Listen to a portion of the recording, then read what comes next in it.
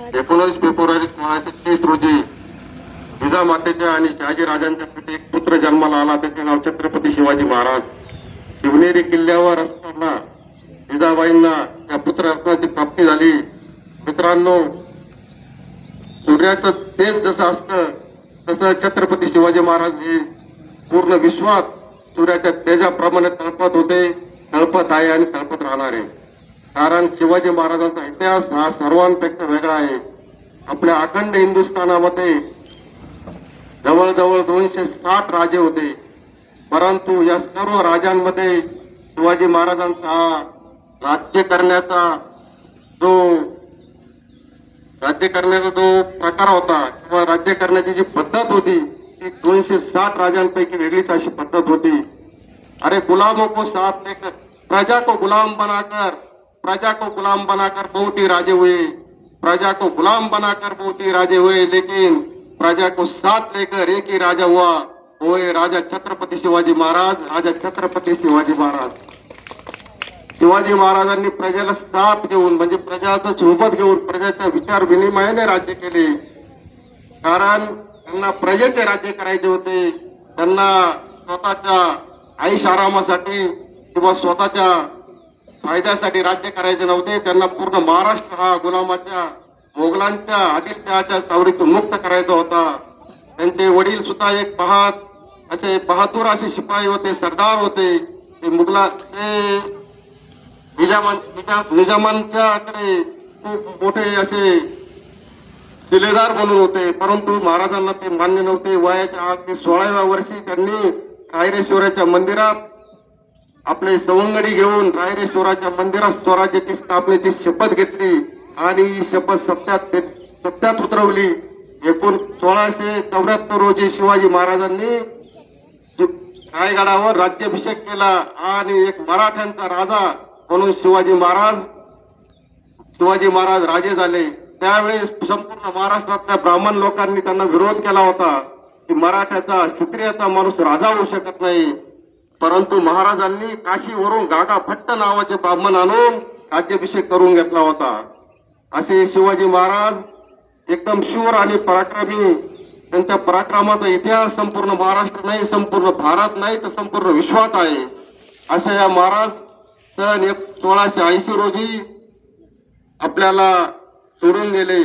कारण या महाराष्ट्रामध्ये महाराजांचा जो इतिहास आहे तो इतिहास रयतेच्या मनावर, इतिहासाच्या पानावर आणि मुलांनी सांगितलंय असा इतिहास हा कोणी पुसू शकत नाही.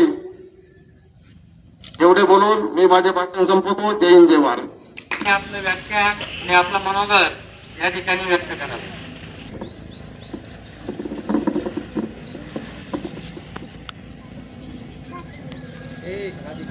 हिंदवी स्वराज्याचे संकल्पक शहाजीराजे भोसले. हिंदवी स्वराज्याचं स्वप्न ज्या मातेच्या कुशीतून साकारलं त्या राजमाता राष्ट्रमाता जिजाऊ माँसाहेब. हिंदवी स्वराज्याचं स्वप्न ज्या महापुरुषानं सत्यात उतरवलं त्या अखंड हिंदुस्थानचे आराध्य दैवत रयतेचे राजे फुलवाडी भूषण छत्रपती शिवाजी महाराज. ते स्वराज्याचे दुसरे छत्रपती धर्मवीर संभाजी महाराज. भारतीय राज्यघटनेचे शिल्पकार डॉक्टर बाबासाहेब आंबेडकर. साता समुद्रापलीकडे या भारताची लेखणी महान गाथा ज्या महापुरुषानं पोहोचवली ते अण्णाभाऊ साठे. स्त्री शिक्षणाचे प्रणेते महात्मा ज्योतिराव फुले. महिलांना शिक्षणासाठी ज्यांनी प्रवृत्त केलं त्या महाराष्ट्रातील पहिल्या मुख्याध्यापिका, पहिल्या शिक्षिका क्रांतिज्योती सावित्रीबाई फुले. अशा तमाम सर्व महापुरुषांना सर्वप्रथम मी भाऊसाहेब दाभाडे त्रिवार अभिवादन करतो. काय होता शिवजन्मापूर्वीचा महाराष्ट्र? आदिलशाही, निजामशाही, कुतुबशाही आणि मोगली सल्तान या संपूर्ण देशावरती थया नाचत होती. मंदिरावरचे कळस कापले जात होते. आया बहिणींची आबरू लुटली जात होती. आणि अशाच काळात याच महाराष्ट्रामधील संपूर्ण समाज, हिंदू धर्मातील सर्व 18 पगड जाती या मोगलांकडे चाकरी करत होत्या. आणि यामध्येच संभाजीनगर जिल्ह्यामधील वेरूळ गावचं जाधवांचं घराणं, सिंदखेड राजा येथील जाधवांचं घराणं आणि वेरूळ येथील भोसल्यांचं घराणं ही देखील आदिलशाही आणि कुतुबशाहीकडे चाकरी करत होतो. आणि अशातच बुलढाणा जिल्ह्यातील शिंदखेडा राजा येथील लखुजी जाधवांची कन्या म्हणजे जिजाऊ यांचा विवाह मालोजी राजे भोसले यांच्या घराण्यातील शहाजी राजे भोसले यांच्यासोबत झाला. शहाजी राजे हे देखील निजामांकडे चाकरी करत होते, सुभेदार या पदावरती काम करत होते. आणि लखुजी जाधव हे देखील आदिलशहाकडे नोकरी आणि सरदारकीची नोकरी करत होते. आपलेच सैन्य आपल्याच सैन्याला कापत होते. आणि अशाच कालखंडामध्ये संपूर्ण समाज हा ग्रासलेला असताना, पिचलेला असताना, दुःखामध्ये आणि संकटामध्ये असताना जिजाऊ माँसाहेबांच्या डोक्यामध्ये एक विचार आला की आपल्याच जर सैन्य, आपले जर शत्रू आपल्याला कापत असतील, संपवत असतील, तर आमच्याच या देशामध्ये, आमच्याच राज्यामध्ये स्वतःचं स्वराज्य का उभं राहू नये. आणि ही संधी भेटली आणि ते स्वप्न उराशी घेऊन माँसाहेबांनी आपल्या पोटामध्ये असणारा जो काही गर्भ होता त्याच्यावरती गर्भसंस्कार केले. अशाच प्रकारचे गर्भसंस्कार 5,500 वर्षापूर्वी सुभद्रेच्या पोटामध्ये अभिमन्यू असताना श्रीकृष्णांनी दिले होते. परंतु सुभद्रेला झोप लागली, चक्रव्यूह भेदून आतमध्ये कसं जायचं हे अभिमन्यूला कळालं, पण चक्रव्यूह भेदून बाहेर कसं यायचं याची मात्र शिक्षा अभिमन्यूला मिळाली नाही. परंतु माँसाहेब जिजाऊंनी आपल्या या पुत्राला अशा प्रकारची शिकवण दिली की हे स्वराज्य आपल्याला निर्माण करायचं आहे आणि हे स्वराज्य स्वतःसाठी घडवायचं नाही, तर हे स्वराज्य रयतेसाठी निर्माण करायचं आहे. म्हणून या स्वराज्याला पुढे चालून छत्रपती शिवरायांनी देखील स्वतःचं नाव दिलेलं नाही, तर हे रयतेचं स्वराज्य, हे प्रत्येकाचं स्वराज्य, हे माझं स्वराज्य नाही, असं स्वराज्य देखील या माँसाहेबांच्या स्वप्नातील स्वराज्य पुढे सत्यात उतरलं. मुलांनी सांगितलं 19 फेब्रुवारी 1630 रोजी शिवनेरी किल्ल्यावर शिवछत्रपतींचा जन्म झाला आणि सोन्याचा दिवस हा संपूर्ण या महाराष्ट्रामध्ये चमकला. मित्रांनो, छत्रपती शिवरायांचा जन्म हा या अंधारातून प्रकाशाकडे नेण्यासाठीच झाला होता. शिवरायांच्या बालपणामध्ये अनेक अडचणी आल्या. शिवरायांना समर्थ रामदासांसारखे गुरु मिळाले. शिवरायांचं शिक्षण घेऊन छत्रपती आपला मार्गक्रमणाचा टप्पा पार करत होते. याच पुणे जिल्ह्यामध्ये निजामांनी आणि मुघलांनी गाढवाचं नांगर फिरवला. संपूर्ण अतिशय मोठ्या प्रमाणामध्ये आणि शिवजयंती मनामनात. आम्हाला आमच्या आजोबांचं, पंजोबांचं, आमच्या मागच्या पिढीची नावं माहीत नाहीत, परंतु 400 वर्ष झाले हा शिवछत्रपतींचा गजर संपूर्ण भारतभर, संपूर्ण विश्वभर चालू आहे. याच्या पाठीमागचं कारण काय, तर माझ्या राजाने स्वतःसाठी काहीच केलं नाही. कोणी सगळ्या समाजाला एक केलं. 12 बलुतेदार आणि 18 पगड जातींना सोबत घेऊन रायरेश्वराच्या मंदिरामध्ये स्वराज्य स्थापनेची प्रार्थना केली. स्वराज्य स्थापनेची प्रार्थना का केली, त्याच्या पाठीमागचं कारण आहे की आपल्या आईचं आणि आपल्या वडिलांचं या संपूर्ण मराठा साम्राज्याचं होत असलेलं पतन आणि या मुघलांच्या, आदिलशाहीच्या, निजामशाहीच्या आणि कुतुबशाहीच्या या कालखंडामध्ये संपूर्ण धर्माचं होत असलेलं अधपतन, म्हणून आपल्या आईचे आणि वडिलांचे स्वप्न साकार करण्यासाठी, त्यांची इच्छा पूर्ण करण्यासाठी शिवरायांनी उचललेलं हे व्रत आहे.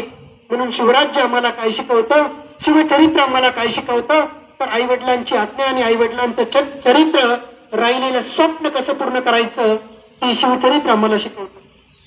शिवरायांनी एकूण 350 किल्ले जिंकले.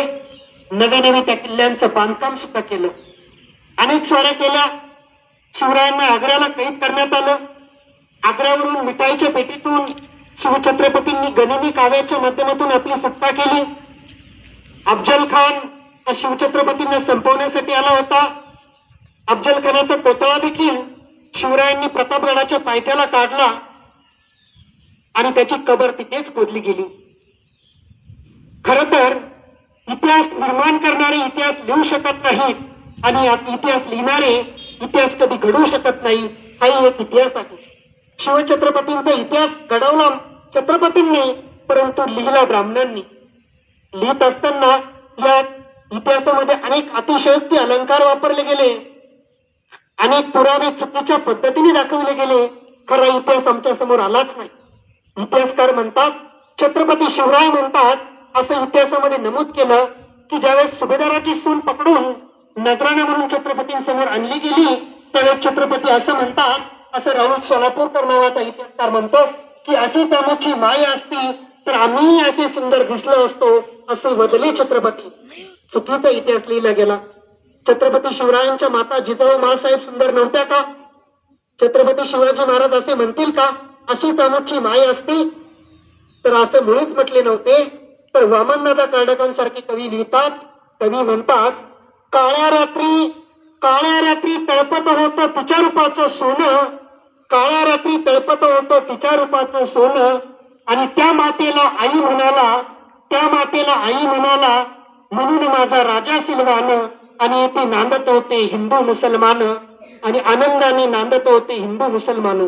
त्या मातेला जी सुभेदाराची सून पकडून आणली होती तिला आपल्या आईचा दर्जा या शिवछत्रपतींनी दिला, परंतु इतिहास असा चुकीच्या पद्धतीने लिहिला गेला. अतिशय चारित्र्यवान आणि शिलवान आमचा राजा होता शाहिस्ते खान. ज्यावेळेस तालमहालामध्ये पुण्याला शिवाजी महाराजांना पकडण्यासाठी आला, शिवाजी महाराजांचं बालपण ज्या महालामध्ये गेलं तो पुणे येथील लाल महाल. त्या लाल महालामधून शिवाजी महाराजांचं वध करून शाहिस्ते खानाला पळ काढायचा होता. पण बघा ना शिवछत्रपतींचा गनिमी कावा बघा. ज्यावेळेस मध्यरात्री शिवाजी महाराजांनी अचानक शाहिस्ते खानामध्ये आपल्या मुठभर मावळ्यांना घेऊन एंट्री केली, त्यावेळेस अचानक झोपेतून जागा होऊन घाबरून भीतीपोटी शाहिस्ते खान ज्या खिडकीमधून पळ काढतो त्यावेळेस त्याच खिडकीमध्ये शिवाजी महाराज अचानक आपल्या तलवारीचा वार करतात आणि त्याची 3 बोटं छाटली जातात. शाहिस्ते खानाची बोटं छाटली, शाहिस्ते खानाने पळ काढला, दिल्लीकडे स्वारी केली, पुन्हा महाराष्ट्राकडे कधी वर नजर करून सुद्धा बघितली नाही. आणि असंच महाराजांचं सैन्य ज्यावेळेस दिल्ली प्रांताकडे शाहिस्ते खानाच्या दरबाराकडे गेलं त्यावेळेस शाहिस्ते खानाच्या सेवकांनी सांगितलं की हुजूर शिवा का छावा यहाँ पे आया था और हमारे लड़कों को लेके गया. म्हणजे शिवाजी महाराजांचं सैन्य आलं आणि आपल्या दरबारातील मुलीला पळून घेऊन गेलं. त्यावेळेस शाहिस्ते खान म्हणतो की शिवाजी महाराजांचं सैन्य आपल्या आया बहिणींकडे कधी चुकीच्या दूरदृष्टीने पाहू शकत नाही. ही शिकवण परकीयांना सुद्धा शिवछत्रपतींनी दिली, परंतु स्वकीयांनी घेतली नाही. जावळीच्या खोऱ्यामध्ये रांजाचा पाटील ज्यावेळेस अतिशय मध्यधुंद अवस्थेमध्ये एका तरुण मुलीची ज्यावेळेस अब्रू लुटतो आणि ही गोष्ट मासाहेबांपर्यंत जाते त्यावेळेस मायसाहेब सांगतात की याला राजे शिवछत्रपती जी शिक्षा देतील ती अंतिम शिक्षा असेल. या रांजाच्या पाटलाला त्याचे दोन्ही हात कलम करून दोन्ही पाय कलम करून चौकामध्ये ठेवण्यात आलं. आणि आजच्या कलियुगात आजच्या शासनामध्ये आम्ही बघतोय की असंख्य बलात्कार चालू आहे.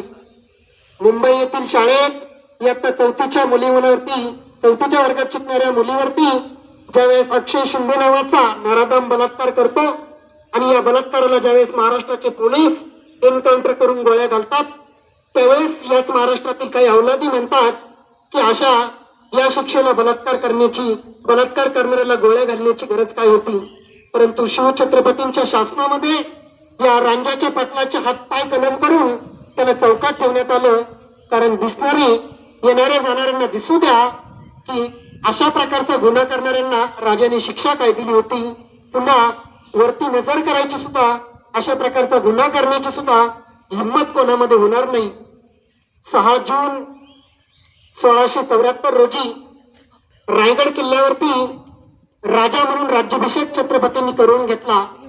कारण क्षत्रियाला राज्याभिषेक करणं गरजेचं होतं. मुघलांच्या साम्राज्यामध्ये औरंगजेबाला सुद्धा तडकी भरवणारं काम शिवछत्रपतींनी केलं. परंतु याच राज्यातील महाराष्ट्रातीलच काही लोक म्हणत होते की याला कुठे जमणार आहे का, हा करणार आहे का. कौतुक ही परक्यांनी करावं आणि टीका टिप्पणी ही आपल्यांनी करावी ही शिवछत्रपतींना 400 वर्षापूर्वीच माहित होतं.